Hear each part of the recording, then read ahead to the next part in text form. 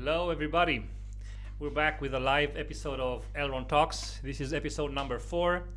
And in this episode, we're going to talk about adoption, driving the blockchain adoption, and what can we do about it.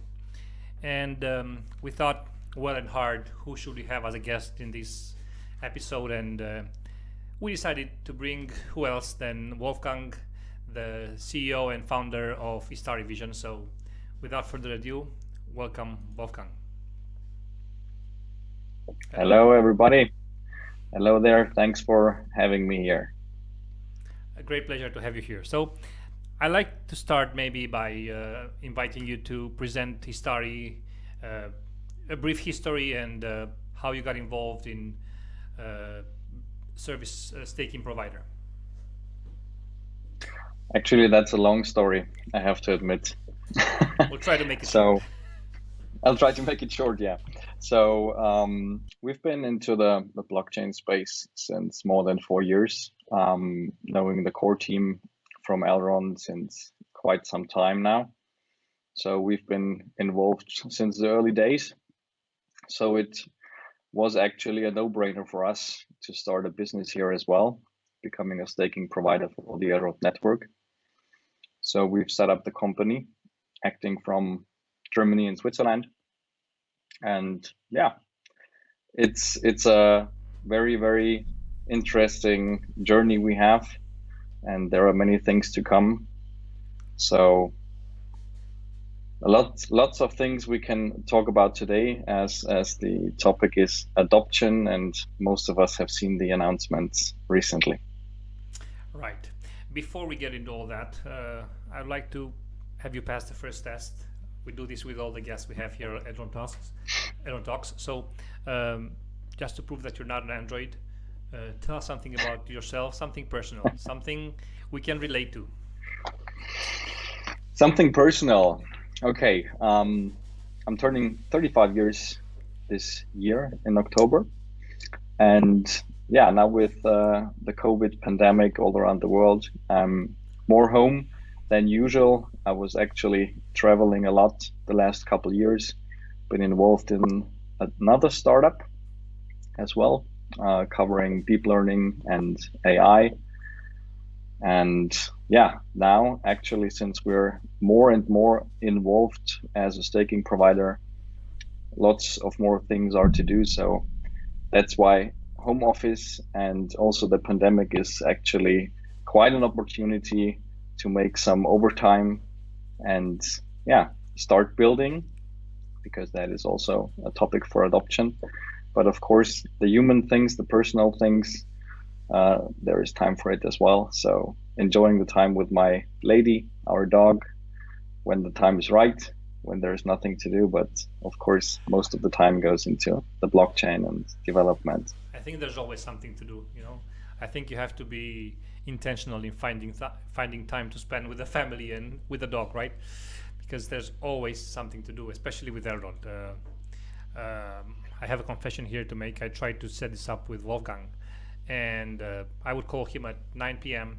He's still in a meeting. I would call him at 11 p.m. He's still in a meeting. So I'm not sure how his lady or his dog feels about it, but I wish them all the best. Actually, the time we're living right now, like Wolfgang just said, is a tremendous opportunity, and this is something that the Elrond founders saw since 2017, right? The time to build is now, and there are so many projects that are trying to deliver and are developing at very slow pace. And this is, I think, the fact that differentiates Elrond from the rest of the pack, right? It's the fastest development pace in the space. I have never seen anything like that, you know. Bring a blockchain from ground up, not making a fork of Ethereum, tweaking it a little bit, or a fork of something else, tweaking it a little bit and slapping a name on it, and here we have a blockchain. It's developing everything from ground up, and it's the first sharded architecture that's using adaptive state sharding and secure proof of stake. And this combination of adaptive state sharding and secure proof of stake is a killer combination for blockchain. So this could not have been done in such a fast time if it weren't for the crazy pace of the Elrond team. So today we're talking about adoption. I would like to maybe first define this term. What is adoption? What is adoption? And then describe what is not, what adoption is not. So how would you define adoption, Wolfgang? Well, adoption is a huge word. First of all, I think adoption is a process, and we are of course trying to use different tools to speed up this process.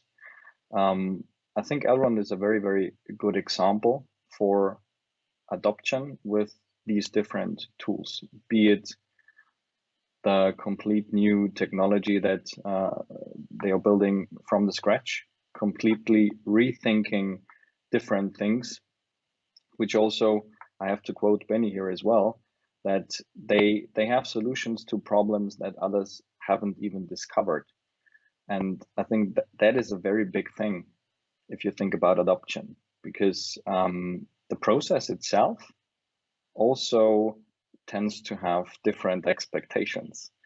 But I think only adoption drives the success of a project. That's great. Thank you very much. And what is adoption not? Maybe I could answer here. I've seen a lot of calls for lately for more investment in marketing, more publicity for Elrond, and of course I'm all for marketing. Marketing is really good for people to get the product known in the world, right? So I'm all for marketing, but that is not what drives adoption. I think adoption is driven by real use cases and by building the infrastructure and building the first products that really prove the worth of the project. So this is another point that stands out for Elrond, right? They don't just build the infrastructure, the highway where the transactions can travel at huge speeds and scale. They also brought the first product, which is Maya, right? This is easy to use. The user experience is, I'm not going to say how many times better than any other crypto wallet. And this is just the first one, right? The next one is the Maya exchange, and things are coming one after the other. So it's now our turn, the community, the developers, to add adoption and add projects and use cases on the blockchain. The platform is here. We have ESDT live. We have NFTs. We're going to touch on those today as well. We have SFTs, and it's time to build. So this is the real drive of adoption, in my opinion, building. And there has never been such a time as now to build. And it's easier than ever to build with all the tools Elrond has set in front of us. So maybe we go and we share a few of the benefits of adoption. What do you say? Maybe let's go through some generic benefits. Like once we have adoption, we have a decentralized way of agreeing on business needs, on validating and approving transactions. We have a traceability of whatever assets we have on the blockchain. We have the immutability, which is my personal favorite, and it's what attracted me to blockchain in the first place, the immutability, right? And you also get lots of other benefits. Maybe Wolfgang, maybe you can share some of the business sides, business use cases, business opportunities that we have with adoption. I think if you have a look at the blockchain space and where we are right now, the community in blockchain, too few people are really developers that are building, no matter which blockchain they're active on. So that is, of course, a huge resource that we need to drive adoption. The use cases are, in my opinion, endless. So there are so many things you can bring to the blockchain and make it easier and simpler and more cost effective. So as I'm coming from the business development side, I always try to make things easy. And there are very, very simple examples. For example, if you talk about emails, everybody is able to write an email, but nobody actually knows about the SMTP protocol in the background. So I think that is a good example. If you have a technology, a basic technology that works, and you can build your applications on it, you don't actually have to understand what is inside the code. Of course, open source, we have the documentation and the tools and everything is available. So the nerds, the developers, they are able to build applications. They just need to get the ideas, the different use cases. So we have very, very interesting startups out there. We have developers and communities with great ideas, and this will definitely drive adoption for the next coming years, in my opinion. But it's always a matter of how can I make a complete package of tools, make life easier for the developers also to onboard, because they are maybe used to other stuff and it's a complete new technology. The feedback we have so far is that it's very, very easy to adapt to the Elrond world, let's say. So it's easy for them to get on the Elrond blockchain, start building, start developing, and get engaged. And of course, there is also a huge support from the community side on this. But as soon as more and more applications will be developed, and we have the use cases from the industry, for example, this will definitely be a huge, huge growth driver. I totally agree. And on this topic, like you mentioned here, as soon as the infrastructure is at a higher level, I would like to maybe use some of Andreas Antonopoulos' examples. Probably you guys have heard of him. He's a Greek blockchain guy, preaching the blockchain word all over the world. And in Zurich, I think in 2016, he had a talk, and he talked about this concept of infrastructure inversion. Infrastructure inversion. I think I'm saying it right. What does this mean? Well, whenever there's a technology that disrupts an existing technology, so there's a new technology, the new technology will be running on the infrastructure of the old technology. And once, of course, in the beginning, things will be messy. It's not going to be easy. And he gave the example, for instance, of the automobile, right? In the beginning, everybody was saying, those will never work. We have perfectly good horses. Why would we need automobiles and these loud and expensive toys that only the rich people have? And what can you do if you run out of gas? You don't have an infrastructure of petrol station, and the roads were not ready for automobiles, right? They were not paved, most of them. So you don't have an infrastructure. What do you want to do with it? So the cars started running on the infrastructure that was existing already in mud, and it was very difficult. But once the infrastructure was updated, right, all the roads were paved, and that infrastructure was helping also the old technology, like the horses could still ride on paved roads, and it led the way to bicycles and stuff like that. So the same thing happened with the internet. We had phone lines that were made for transmitting voice with a very small bandwidth just for voice, and then this thing internet came out of nowhere and was trying to transmit data through a very, very thin bandwidth. And of course, the infrastructure was not the right one for internet, and the phone companies were not happy about it. They had great products for voice but not for internet. So this will never work. You will need to have fiber all around the world, right? And that infrastructure will cost a fortune and it will never happen. So if you look at it now, the phone companies became data driven, and then they started running their business on the internet. So it was an infrastructure inversion. And the same thing is happening with blockchain, I think. Blockchain is difficult now. It's messy. It's not easy to, well, until Maya at least, right? It's not easy to buy cryptocurrency. Maya makes it a bit easier. But I remember my first interaction with blockchain.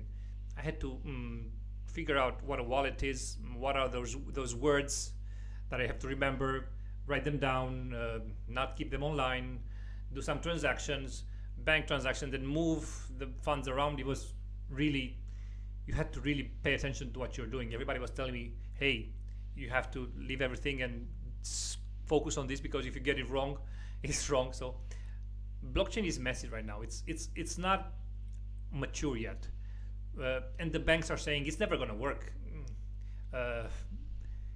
You have to pass the regulatory laws and stuff like that, and it's never going to work. You're going to need user adoption. But this is what's happening when a new technology disrupts an existing technology. So right now, blockchain is running using the current banking system, but I really envision a future where the banking system will run on top of blockchain. So the same infrastructure inversion is going to happen, I personally think. I can only agree.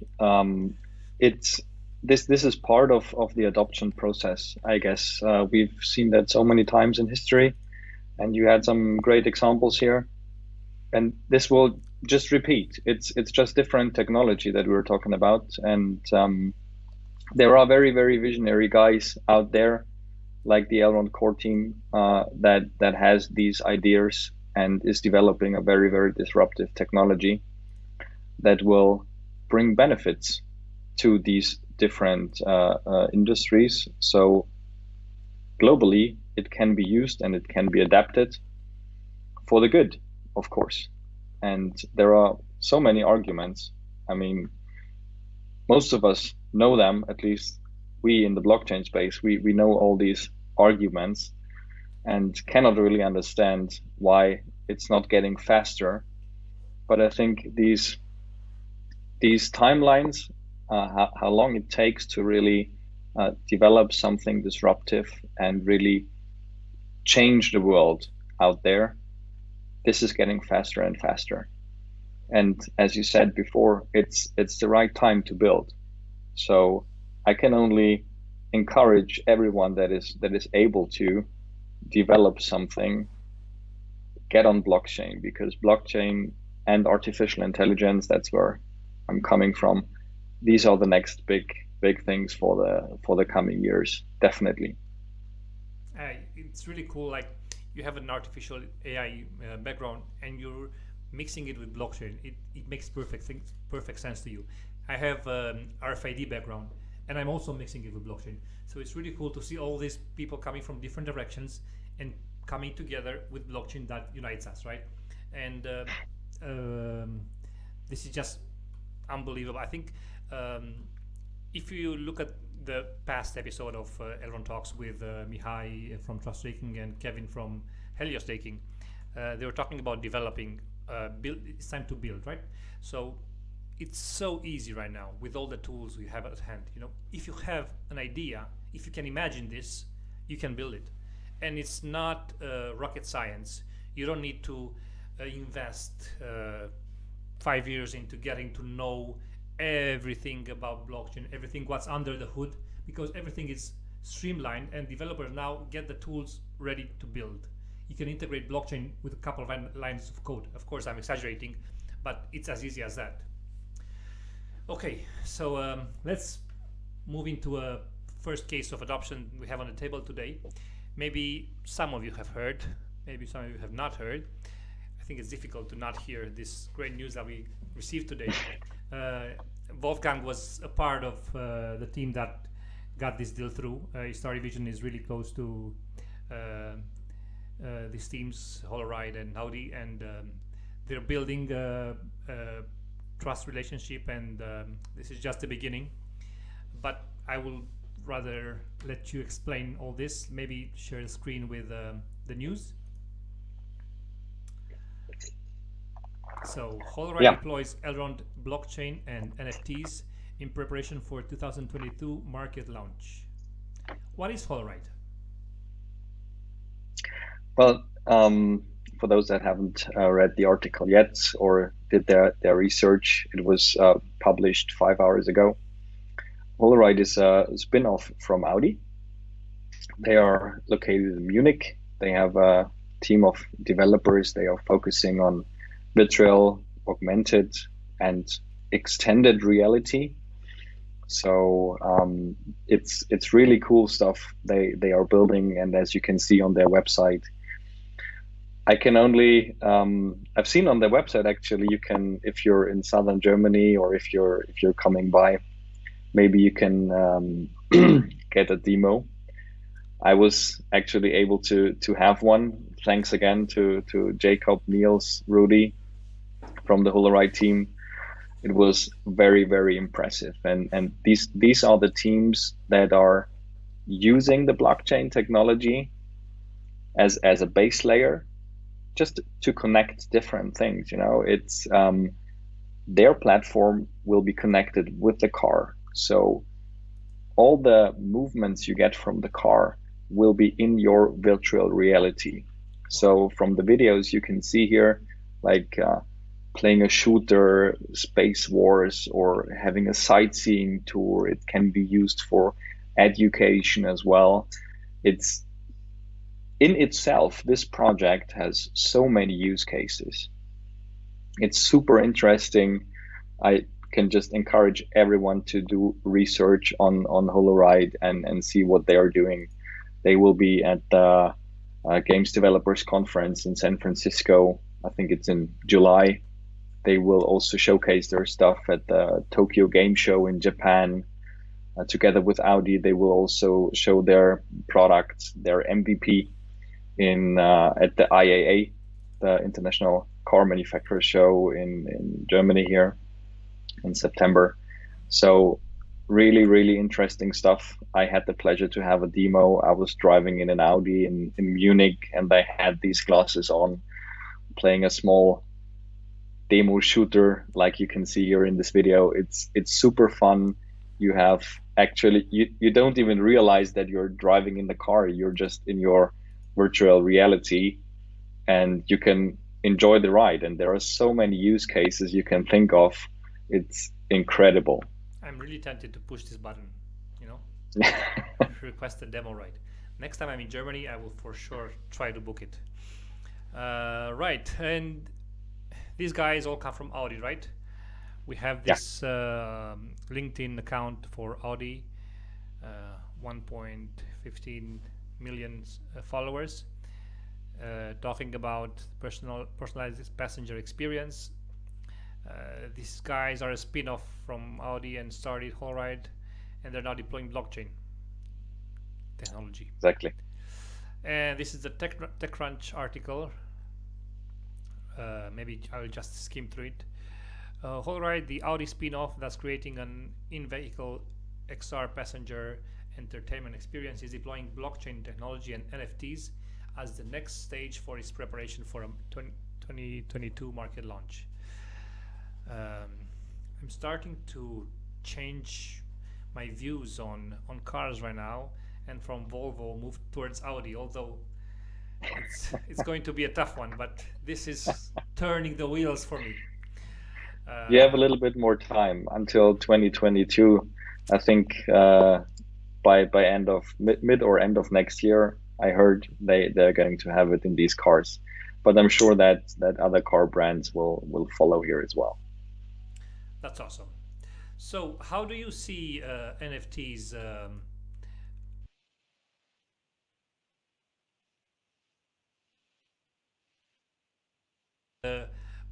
new kid on the block, like say the new trend right now? And I've seen lots of people talking about building NFT platforms and stuff like that.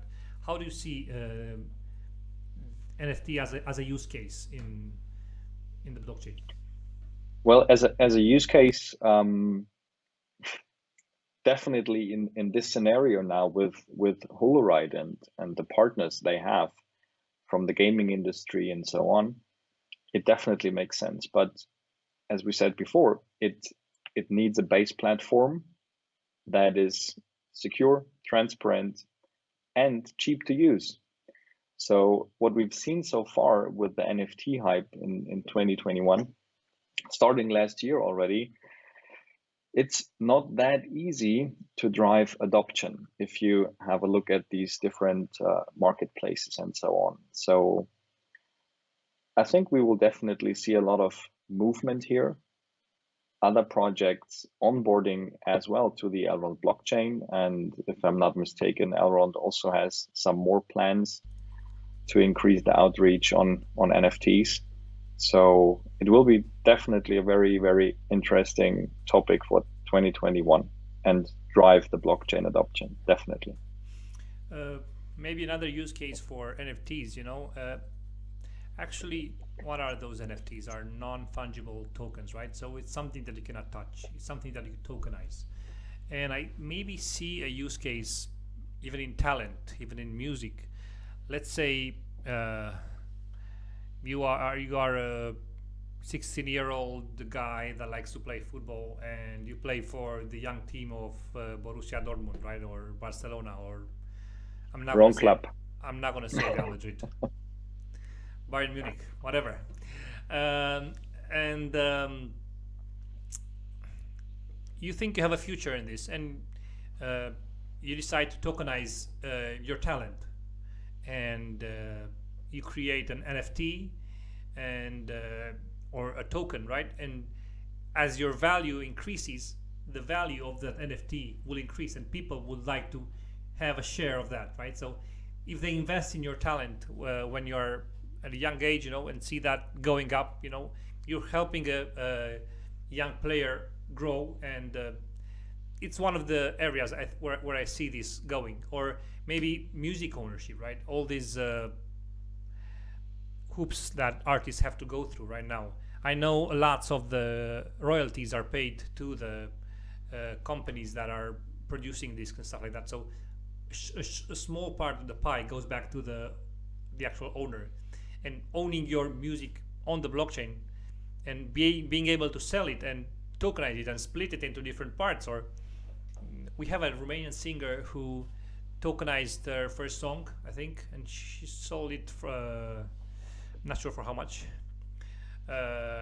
Actually, her husband is one of the founders of Stakeborg, another staking provider on Elrond. So use cases, we have them. It's just like I said before. It's a matter of, if you can imagine it, you can build it. And it's going to be difficult because we as people have the tendency to resist to change. I remember a friend of mine, really cool guy, really hardworking guy, that was working in the office, and he was used to Office 2003, right? With the menus, you go to File, you go to Edit, right? And then Office 2007, I think, came up and said, okay, we're not going to have the users go into menus to go to a specific option. We're just going to have a bar with all the options right there. And he's like, I don't want that bar. I like the way it was. I want to go in the menu and search for I don't like that bar over there. So we have this resistance to change. Of course, that's a huge improvement because you have it all in one click, and if you select an object, then you have all the options available. But the resistance to change is within us, and we really have to open our eyes, take a step back, zoom out, and see the big picture and see where this is going. Blockchain is not a game of a few nerds with their computers, programming and stuff like that. Blockchain is a real technology, and the future is so bright for blockchain. People will be able to say, after like the crash we had like the other day, people will say, see, this is not the future. This is not going to work.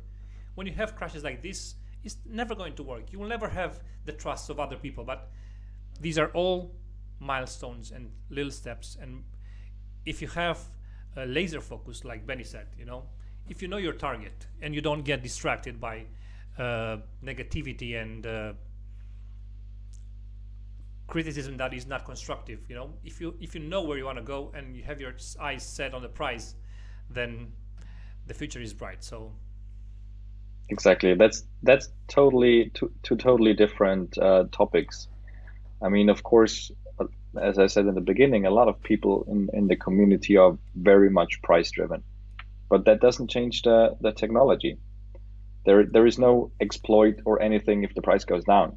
So just skip that, zoom out, and focus on what really matters. And from the different blockchain communities we've get to know and where we've collected experience and stuff in the last couple of years, Elrond is one of the fastest evolving ones, and they do deliver best in class technology where everybody can adapt and build on.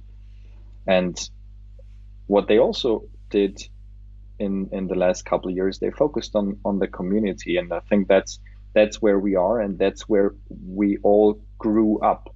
So it's possible for everybody to join the community and do his own level up. That is also a focus in our team, to have these know-how and knowledge managers that will be responsible for the newcomers that join, not only in the communities we have from Elrond as well, also at Istari. We want to have these guys that are up to date and really train the new guys to onboard them and show them the possibilities. And I think with the community in Elrond that was grown, we have a very, very strong community in Elrond. I've never seen that before in any other projects. These guys are now also coming up with ideas. It's great to see that people from the community are leaving me messages, calling me with their ideas, how to tokenize something. Or as another example, I had one guy who said, well, there is a concert. How can we sell the tickets as tokens, as NFTs, or maybe other things for these kind of use cases? There you can drive adoption, and it's great to see that these guys really have those ideas, and we can discuss that in the community and also build teams to really build it, because most of the things are not yet there, but we have the teams, we have the resources, and we have a great community that also brings in ideas, and if we combine all of that, it can only be successful. That's really cool.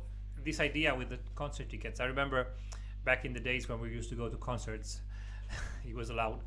Back in the days, yeah. When I was younger, I remember people would keep their tickets, right? If you go to a Metallica concert, if you go to Joe Satriani, right? My favorite guitarist, the very best. Of course, I kept those tickets, right? There was a piece of history. Yeah? You were there at the concert. You were a part of that event, and bringing that to the digital world, making an NFT. Or these cups. You also keep them. Yeah, bringing those to the blockchain. I can prove I was at that concert because I have an NFT with that ticket, right? So this is a really cool example of what to do. And I think everybody, and I really mean it, everybody, if you have your eyes open and you look around, you will see a business use case for blockchain. Like me, with my background in retail, and I see traceability as a huge opportunity for blockchain. Supply chains are really difficult to manage, and if you're talking about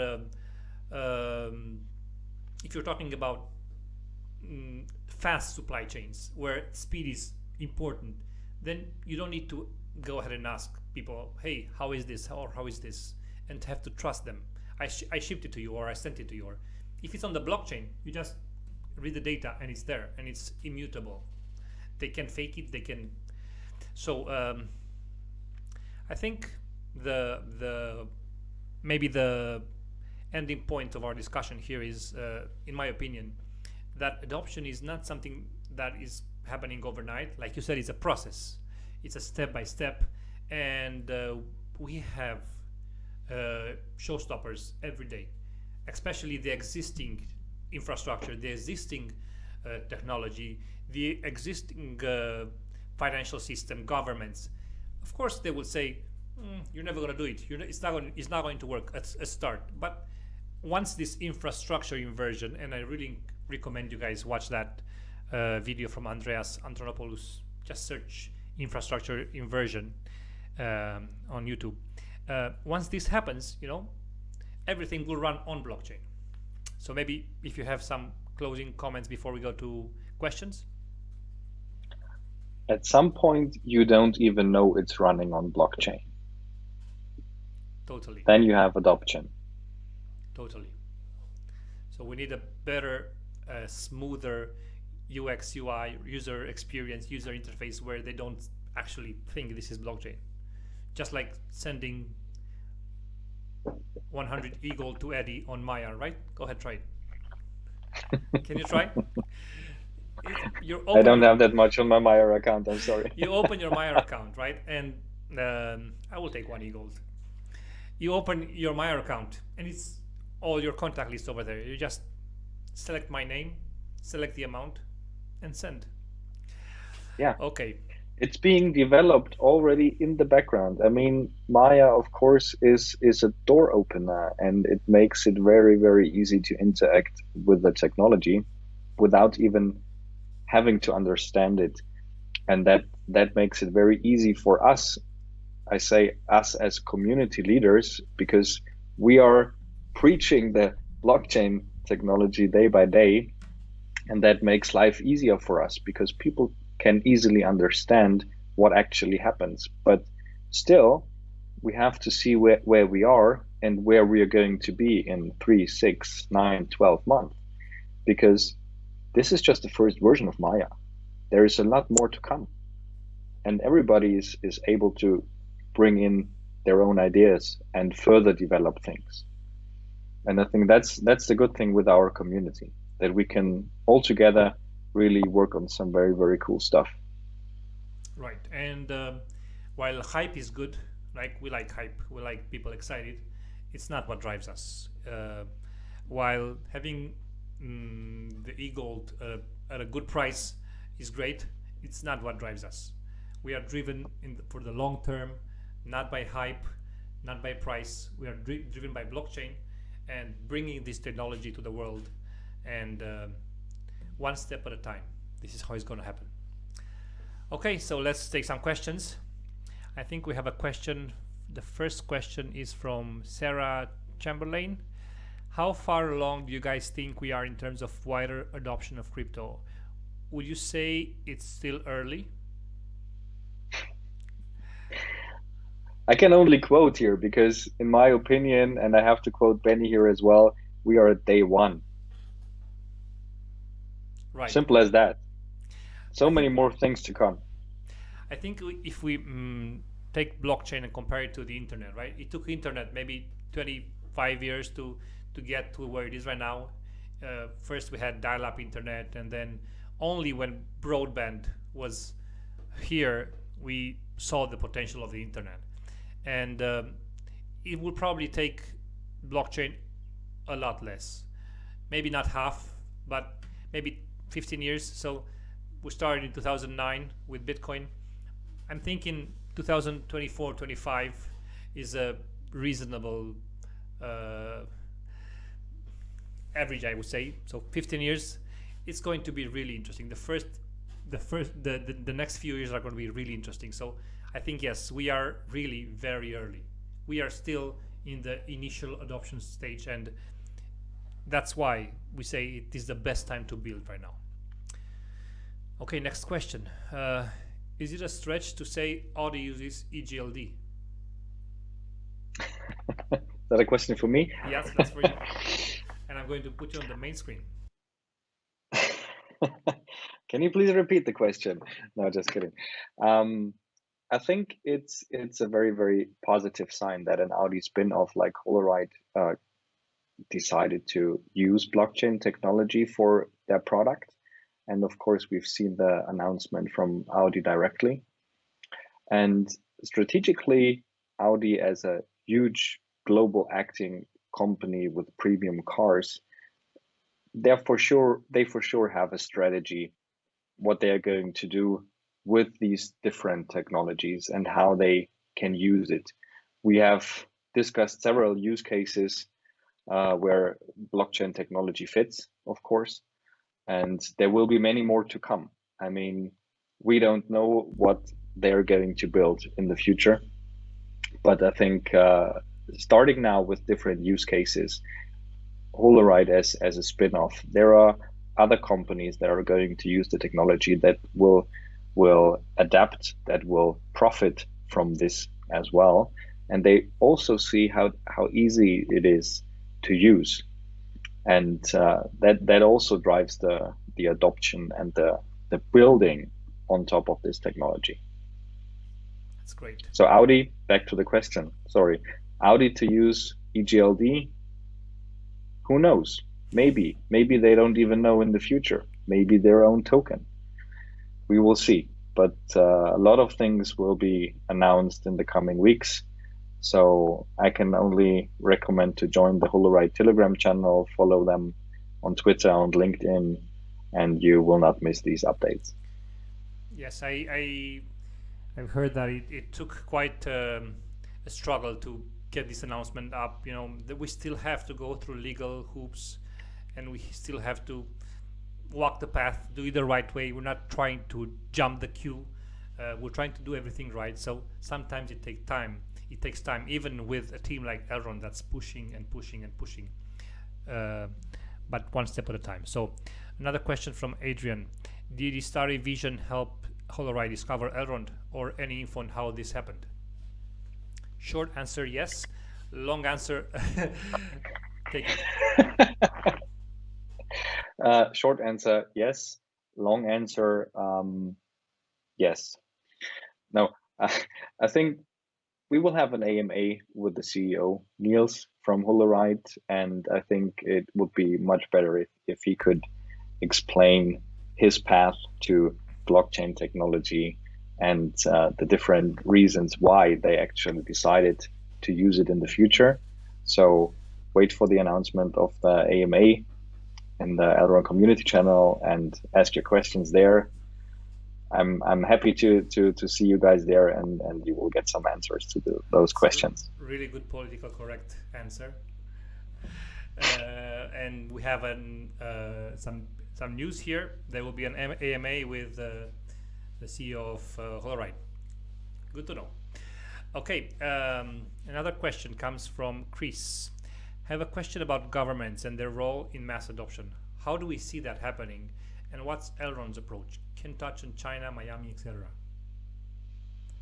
I can maybe start here and say that I know Elrond is actively working with the Romanian government, and I know they are actively working with high officials in Miami.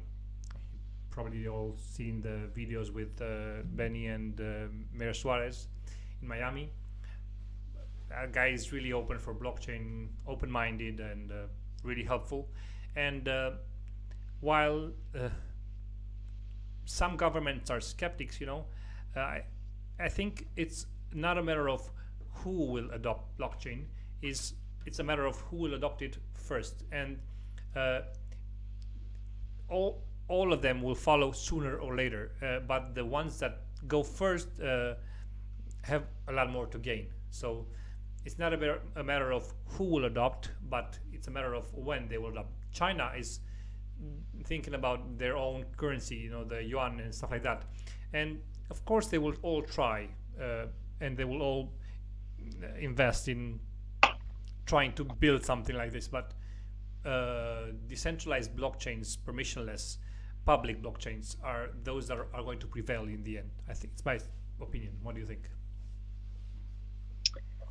I agree. I think there is definitely a first mover advantage. There is nothing that will stop the technology in the future, in my opinion. And a lot of things are going on, even more things under the radar. And of course, it's great to see that governments are looking at this new technology, trying to regulate, but first of all, really get their know-how and get their in-house specialists to better understand the technologies and the capabilities. And then, of course, there must be some kind of regulation how to use it, if possible. So very, very interesting topic, but I think we can discuss hours on that one. Right. Another question, again from Adrian. Why would a country use a third-party blockchain and not make their own? Well, I think if you make your own blockchain, I think we had that in the elections, the last elections in Romania. We had all the votes to be collected on blockchain, right? When there will be one vote, they will get the vote and register it on blockchain. But it was still a private blockchain. So I do not see the value of doing something public with a private blockchain. I'm sorry, maybe I'm too obtuse, but I don't see any value in that, because why not use a database for that? Blockchains are meant to be public and permissionless. Of course, there will be some privacy modules that, for instance, like zero-proof knowledge, you don't need to know the name of a person to know if they voted or not, or to know the details of the person to make sure they voted or not. So I'm sure that countries will try to use their own blockchains, and as they have, but in the end, public blockchains are the ones that are going to prevail, because that's the beauty of it. It's public, it's transparent, it's immutable, and that's actually what makes blockchain as powerful as it is. The next one is for you. Nothing to add here. From The next one is for me. Okay. How exactly will Holoride use Elrond? What are NFTs used for in Holoride? Well, Holoride is providing a platform and receives data from the car. How it's going to be used in the future will be announced very soon. You have to understand that they are right now further developing their prototype. Their MVP will be showcased at these different shows coming this year. And we are right now supporting them to really onboard on the blockchain technology and how to use it. So it's a bit too early to really give a detailed answer to this, but of course there will be documents provided in the future. Okay, and I think we have the last questions from Crypto Yuli or something like that. The question is, Elrond is the blockchain that can change the world? I'll start with this one, maybe we can add at the end. I think Elrond is a blockchain that can change the world. It's a blockchain. I personally do not believe in that in the end there will only be one blockchain. I think the space is so big, so vast, that a lot of players, a lot of big players will make it through all this process of development, and in the end there will be the projects that were serious, that had the right vision, and that will have built, you know, the infrastructure. And I think these projects will talk to each other. There will be interoperability. So I think Elrond will be one of these projects for sure. But the future is not of only one blockchain, I think. That's my opinion. What do you think, Wolfgang? I agree. Not only one, there will be a few big ones, of course, with the best technologies. We will see that for the coming years. I think the more and more the blockchain space becomes serious, and these coins we have right now in the top 50, most of them will be washed away. But I think the serious projects that are really developing technology that can be used and adopted for these different use cases, they will stay, definitely. Not only one, and hopefully not only a few, many of them, because competition is also kind of motivation. You have to be better, faster, stronger. And I think you need this motivation in any aspect. That's great. So we are also aligned on this one. It looks like we don't have any other questions. I think we've kind of gone from left to right and had an overview of what we feel adoption is, and of course we don't.